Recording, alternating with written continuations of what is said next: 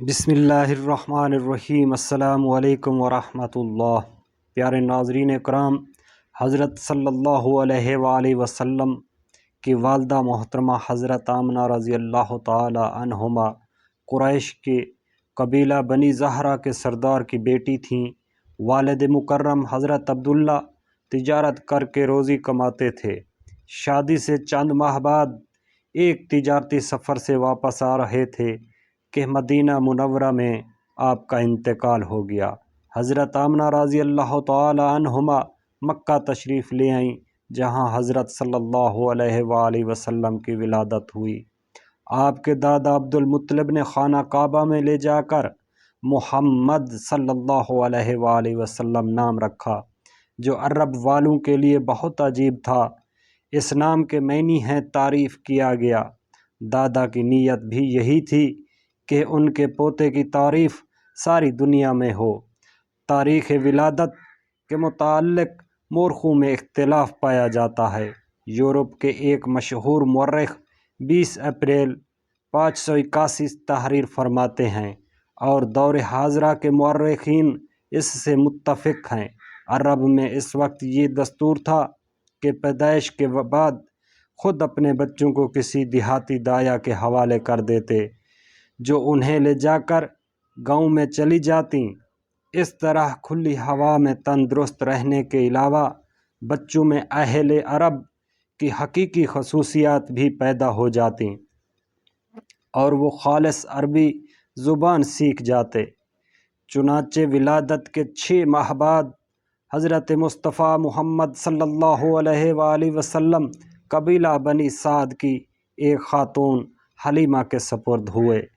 بنی سعد اپنی سادگی میں مشہور تھے، اور اکثر روایت کے مطابق حضور اقدس صلی اللہ علیہ وآلہ وسلم اس پر ہمیشہ مسرت اور اطمینان کا اظہار کرتے کہ ان کی زبان بنی سعد کی زبان ہے۔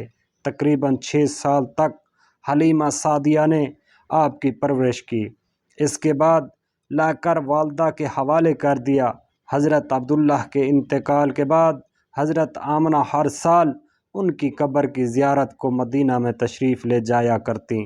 6 سال کی عمر میں حضور اقدس صلی اللہ علیہ وآلہ وسلم اپنی ماں حضرت آمنہ رضی اللہ تعالی عنہما کے ہمراہ تشریف لے گئے۔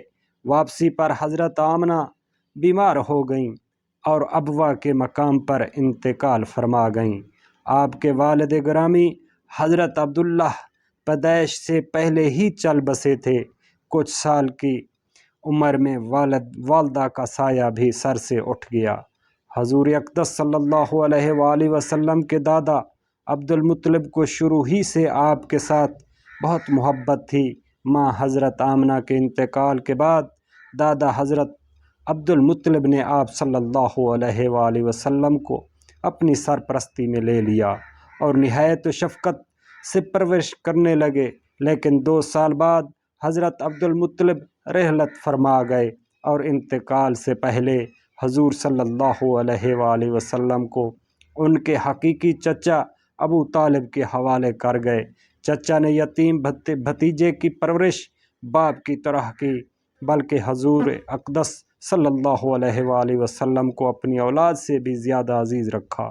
آپ کی عمر 12 سال کی تھی کہ ابو طالب کو تجارت کے سلسلے میں شام کا سفر پیش آیا۔ جدائی کے خیال سے حضور اقدس صلی اللہ علیہ وآلہ وسلم کی آنکھوں میں آنسو آ گئے، اس لیے ابو طالب آپ کو بھی ہمراہ لے گئے۔ بیان کیا جاتا ہے کہ جب یہ قافلہ بصرہ پہنچا تو عیسائیوں کے ایک راہب سجیرہ نے حضور اقدس صلی اللہ علیہ وآلہ وسلم کے نبی آخر الزماں ہونے کی پیشن گوئی کی۔ شام کے سفر کے دوران میں آپ نے عیسائیوں اور یہودیوں کی عادات اور رسوم کا اچھی طرح معائنہ فرمایا، اور ان کے مشہور مقامات اور تاریخ کھنڈرات دیکھے۔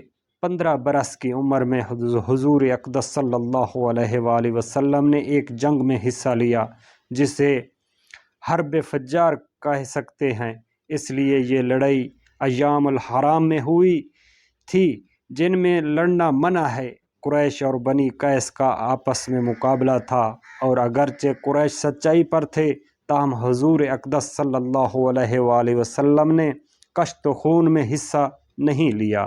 آپ صرف دشمنوں کے پھینکے ہوئے تیر اٹھا اٹھا کر اپنے چچاؤں کو دیتے تھے۔ لڑائی کا خاتمہ بالآخر اس جنگ کے کچھ عرصہ بعد قریش کے سب قبیلوں نے آپس میں عہد کیا کہ ملک میں ہر طرح سے امن قائم کرنے کی کوشش کریں گے، اور مکہ میں آئے ہوئے مسافروں، غریبوں اور مظلوموں کی مدد کریں گے، خواہ وہ کسی قبیلے کے ہوں۔ حضرت صلی اللہ علیہ وآلہ وسلم نے بھی اس معاہدہ میں شرکت کی۔ آپ کو اس معاہدہ پر ناز تھا کہ زمانہ رسالت میں بھی فرمایا کرتے تھے کہ اس معاہدہ کے مقابلہ میں اگر سرخ رنگ کے اونٹ بھی دیے جاتے تو میں لے لیتا، اور آج بھی ایسے معاہدہ کے لیے کوئی بلائے تو میں حاضر ہوں۔ اس معاہدہ کا نام حلف الفضول رکھا گیا، اس لیے ایک دفعہ پہلے بنی جرم کے 3 سرداروں نے ایسی تحریک کی تھی۔ ان تینوں کے ناموں میں لفظ فضل مشترک تھا۔ حلف الفضول کے نام سے ان کی یاد بھی تازہ ہو گئی۔ خلق خدا سے انس، ہمدردی اور شفقت شروع ہی سے حضور اقدس صلی اللہ علیہ وآلہ وسلم کی طبیعت میں کوٹ کوٹ کر بھری تھی۔ شرک اور جہالت کی رسموں سے سخت نفرت تھی۔ جھوٹ بولنا کسی حالت میں بھی گوارا نہ تھا۔ آپ کی سچائی اور امانت داری بچپن ہی میں اتنی شہرت پا گئی تھی کہ لوگ آپ اپنی امانتیں لا کر آپ کے پاس رکھتے، آپ صادق اور امین کے لقب سے پکار